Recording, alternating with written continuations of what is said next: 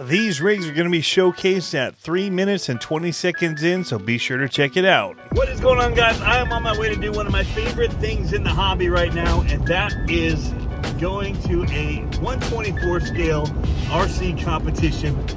We've got our Axial SCX24 based crawlers in the bin next to me. The boys are not coming. They had a busy day and they're not able to make it, so I'm flying solo, but I've got several rigs I'm going to run and have some fun, guys. This video is going to be different. We're going to be looking at different rides that people have. I've got footage from several weeks now that haven't been cut into videos.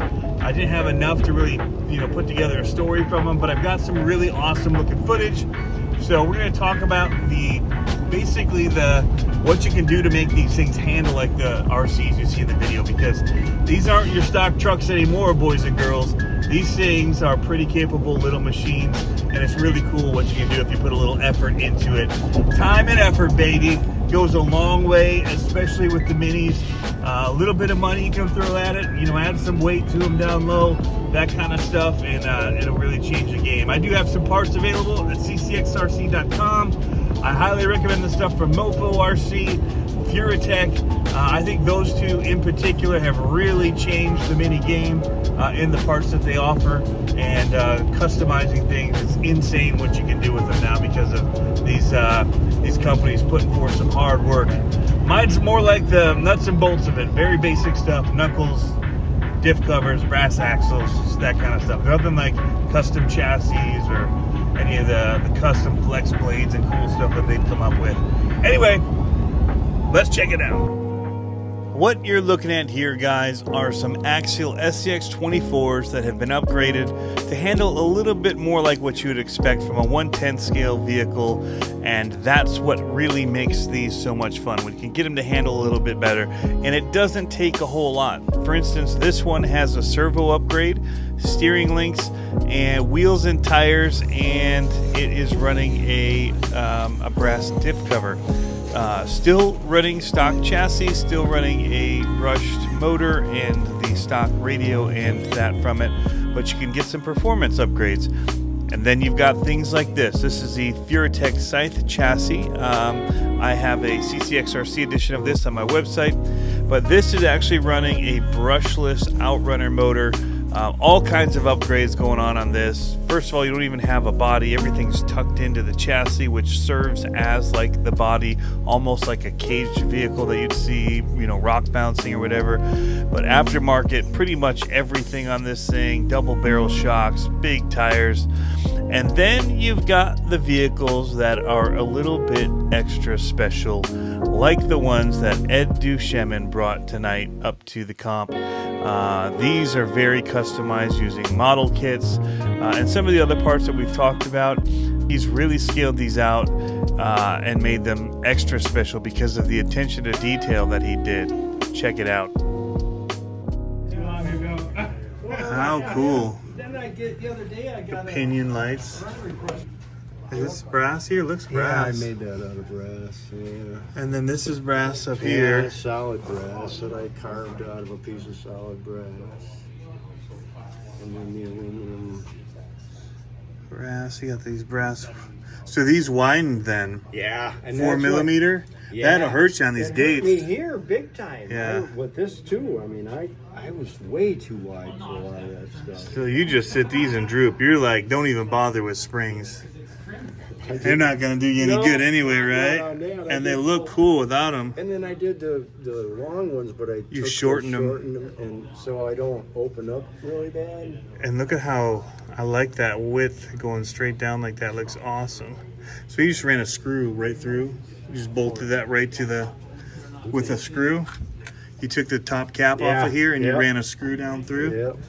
That's really cool. And that's the interior from the model kit. Wow. And there's a Tegu tucked in there. Yeah, Tegu, and you're running the Komodo on it. Wow.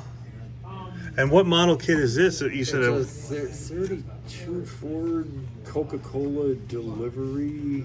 Paint looks really good on it too. Yeah, it's like 5 coats, and then I just take 600 Sander. grit and sand, and I put flat, to me a flat Pluto. Oh, these are the scale Yeah, those are Nuts. from the wheels, and I just Yeah. made the visor myself. That's a Orlando Hunter rack because it distributes the weight so I don't poke holes in the plastic. It kind of gives it a little shock absorption. Yeah, and is that metal? Yeah, it's aluminum. Wow. And then I got the same aluminum on this one, just the black. Man, these are amazing. And you're on, what's your name on the groups that you're sharing these under? Just Ed Duchemin. Okay, my Ed. name. I was trying to come up with an RC name like Hillbilly. My name used to be Bill when I was a kid. I Yeah. was going to try Hillbilly, but I thought, somebody's already got that one.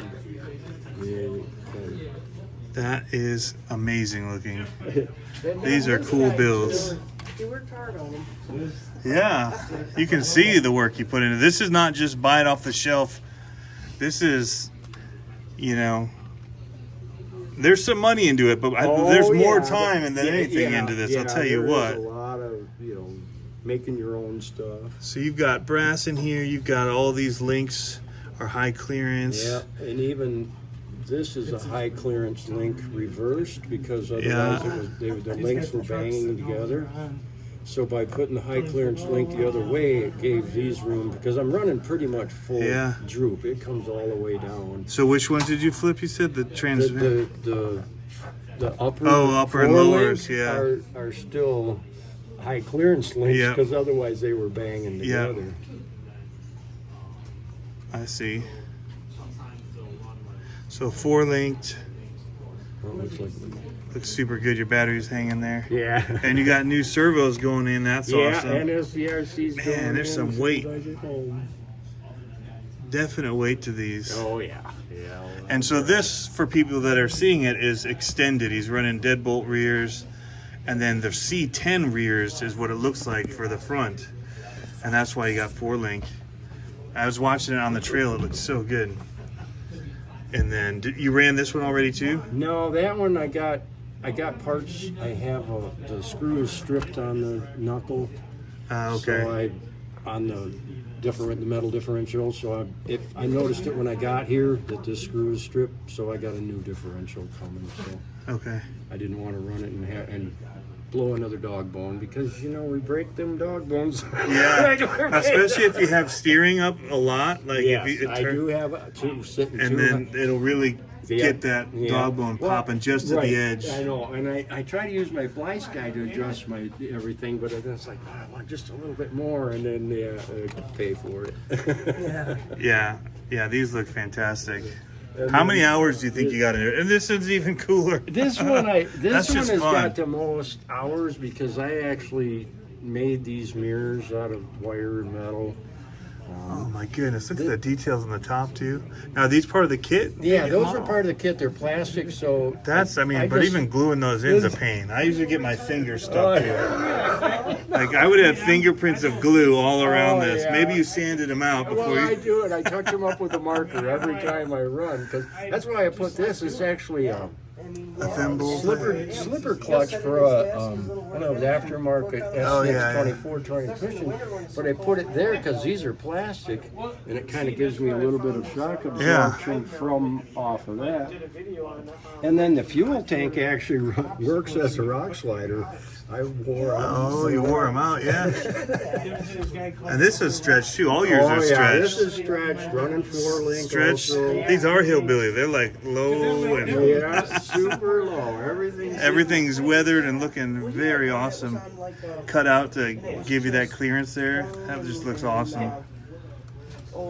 I laid the shocks back, and now this one just runs on a barrage too. So really, and what's the transmission though? You had to have changed that. No, it's still a stock transmission. But you switched the worm gear axles. It might be worm gear, and then it might be a metal gear. I don't know. I can't. It's a hot racing metal case. I know that. And it might be a metal gear. I don't remember because. But it's Mirage. It's not. It's not an SCX24 transmission. No, it's a Barrage motor. And so. Wow. And that little bugger competes with the brushless motors. It's amazing. Well, there's definitely, even though they're slammed and sitting down, I love the shocks on this. Oh, your clearance and deflects on these too is just crazy. Are they all like that? Not this. Well, that one don't. Little because stiffer. I shortened. You the shortened the shock shocks on it because it's so heavy. I was unloading really bad on a vertical. But these ones, yeah. So this one can unload some. So. You know what you need? You saw what he did, right? I don't have one on. Oh, you don't have one on? Limit straps? Yeah, just center. So made you can still flex limit. side to side, but it keeps it from doing that. Okay. It locks it for this, but it allows it to see, go like this. Going with the short, getting rid of that made quite a difference. I get pretty good vertical with this before it comes over, but it's sitting pretty low. Yeah. Swung that. This is a kit that I made. Man, those are So cool. this mounts right into your. That mounts right. That was really cool of Ed to share a little bit about those RCs that he built with us. Here's one that I recently built. This one is called the King, and it came to rule. And this thing, I call it the King because I've got brass axles that are actually brass color, and everything was bling on it.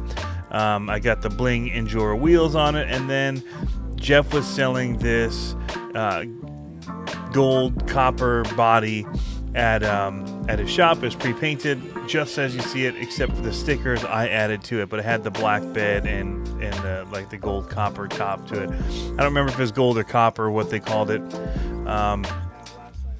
but yeah, that thing is all decked out in brass and does really well. This is the Furatech Scythe chassis. That is a CCxRC exclusive, black body with the red motor cover there that's going over that Komodo. But lots of cool rigs, all different kinds of chassis available. This Chanel one is really spectacular, always does really well at the comps. But everybody's got like their own take on things. This is my Scythe carbon fiber chassis. This is one of my favorite handling 24 scale vehicles that I have. When I just see that it's a tricky course, I just go ahead and grab this one because it just handles everything so well, and I pretty much know what it's going to do. But you can see people brass out wheels. They do, the rings, all that kind of stuff for their bead locks, and really, can take them to the next level. So it really comes down to how much you want to do. But you can see that with a little bit of dirt, a few rocks, and some obstacles, you can really make these things into really fun performers. This is my Mofo RC chassis running his Nano Beast motor and a bunch of other Mofo stuff on it that just handles really good as well. The one thing I still have to dial in on that is shocks. And then this is a pretty much stock one, that copper one. And then this is Jeff Brown, who owns Reaction RC. This is his rig. He just got in Class 2, running a bunch of CCxRC parts on it. Baby Goliath motors, Honey Badger servos. But yeah, so much cool stuff that you can do with these guys. And I hope that you feel inspired by this, and you can see that these can become pretty capable rigs. Anyway, thanks for tuning in as always. Have fun RCing. Catch you next time.